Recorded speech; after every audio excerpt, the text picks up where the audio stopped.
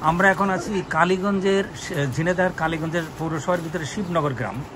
তো এই গ্রামে আমি 14 সালের মার্চে আমার পোলট্রি হ্যাচারির ম্যানেজার বোরহানকে 1 বিঘার কম জমিতে ড্রাগন লাগিয়ে দিয়েছিলাম। পরের বছর হয়েছিল 1,50,000 টাকা। তারপরের বছর হয়েছে 4 লক্ষ টাকার ড্রাগন বেঁচেছিল 16 সালে। 15 সালে কত ওটা 1 বিঘার না, 1 বিঘার কম, 147টা ফুলে। এখন সেই ড্রাগন এই এলাকায় আমি কত লোকের কাছে যে রিকোয়েস্ট করতাম লাগাতে, অনেকে বলতে এটা বেচবো কোথায়।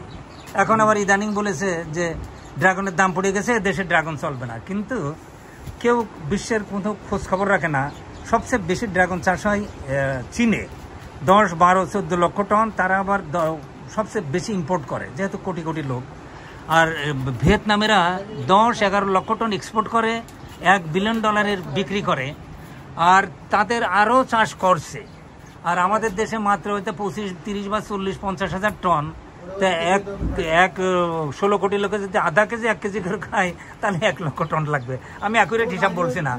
তা আমাদের দেশে এই ড্রাগনও এখন যেমন শুরু হয়নি, আমাদের কাছে স্পেশাল আম, স্পেশাল লিচু আছে, সিডলেস লিচি, স্পেশাল কাঁঠাল যেটা অসময়ে ধরবে এবং আঠা নাই, অ্যাভোকাডো, লঙ্গান, পোমেলো আছে, যে কত রকমের কেটে খাওয়া, ভাতে খাওয়া লেবু আছে, অরেঞ্জ আছে কেটে খাওয়া, আবার সুলে খাওয়া, খুব দামি দামি, যেটা চীন, ভিয়েতনাম বা ইন্দোনেশিয়া, মালয়েশিয়ায় হচ্ছে ভিয়েতনামে সেই অ্যাভোকাডোর বা সেই কমলার জাত আমরা দেব।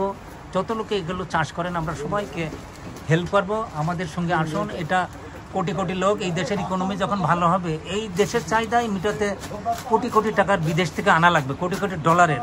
সেটার সময় চাষ করলে যে দেশে যত ইকোনমিক অর্থনৈতিক অবস্থা ভালো হবে, তত সেই দেশের লোক ফল খাবে।